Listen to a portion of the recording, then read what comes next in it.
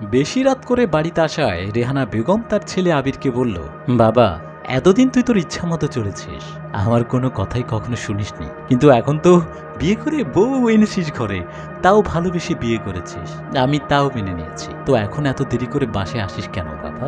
আবির বলল, আমি দেরি করে ফিরলে তোমার কোনো সমস্যা মা? আমার বউয়ের কোনো সমস্যা হলে সেটা আমি বুঝবো, সেটা নিয়ে তোমাকে এত ভাবতে হবে না। বলেই আবির রুমে চলে গেল। রুমে গিয়ে আবির তার স্ত্রী সাদিয়াকে বলল, দেরি করে বাসায় আসলে তোমার কোনো সমস্যা? সাদিয়া বলল, সমস্যা তো আছেই, এত রাত পর্যন্ত তুমি বাইরে কেন থাকবে?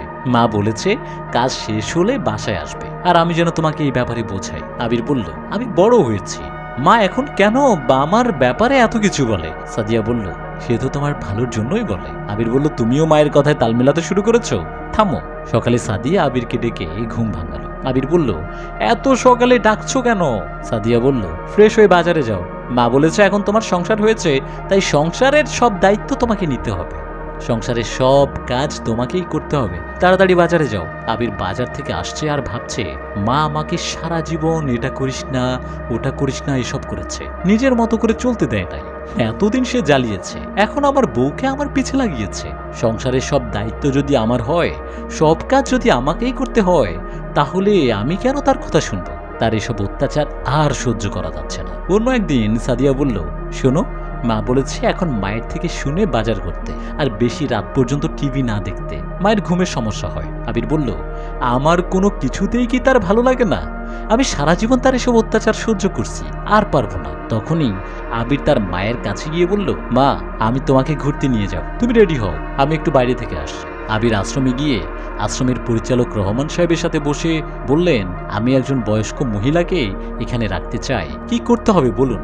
রহমান সাহেব বললেন, যাকে রাখতে চান তার এক কপি ছবি দেন, আর ফর্ম পূরণ করে ওনাকে নিয়ে আসেন, প্রতি মাসে নির্ধারিত খরচ দিয়ে যাবেন। আবির তার মানিব্যাগ থেকে এক কপি ছবি বের করে রহমান সাহেবের হাতে দিলেন।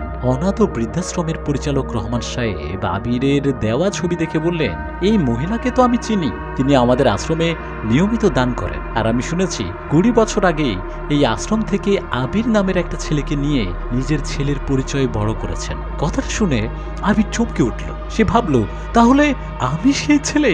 তখনই আবিরের ফোনে কল আসলো। ফোন রিসিভ করতেই তার মা হাসি মুখে বলল, বাবা, কোথায় তুই? আমি তো রেডি হয়ে বসে আছি, তাড়াতাড়ি নিয়ে যা। মায়ের কণ্ঠ শুনে আবির কেঁদেই ফেলল। আবিরের কান্না দেখে রহমান সাহেব বললেন, আপনি কাঁদছেন কেন আবির? আবির বলল, আমি অনেক বড় ভুল করতে যাচ্ছিলাম, যিনি আমাকে অনাথ আশ্রম থেকে নিয়ে গিয়ে মানুষ বানিয়েছে, আমি তাকে সেই আশ্রমে দিতে চেয়েছিলাম। আরে মশাই, আপনি তাহলে সেই আবির, কিন্তু আপনি আপনার মাকে আশ্রমে দিতে চান কেন? আবির বলল, ছোট থেকে মা আমাকে অনেক শাসনের মধ্য দিয়ে বড় করেছেন, নিজের ইচ্ছে মতো করেই কিছুই করতে পারিনি। এখন আমি একজন ইঞ্জিনিয়ার, বিয়ে করেছি, মা এখনো আমাকে শাসন করে, এগুলো আমার ভালো লাগে না। রহমান সাহেব বললেন, আপনার মা আপনাকে শাসন করে কেন?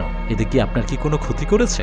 আপনার মা আপনাকে শাসন করেছে বলেই আজ আপনি এখন ভালো আছেন এবং একজন ইঞ্জিনিয়ার হতে পেরেছেন, আর আপনার মা এখনো আপনাকে শাসন করে যেন আপনি ভালো থাকতে পারেন, আপনার কোনো ক্ষতি না হয়। আপনি তো ভাগ্যবান, এমন একজন মা পেয়েছেন।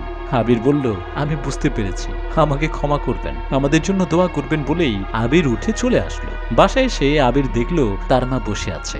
আবির মায়ের পায়ের কাছে এসে বসলো।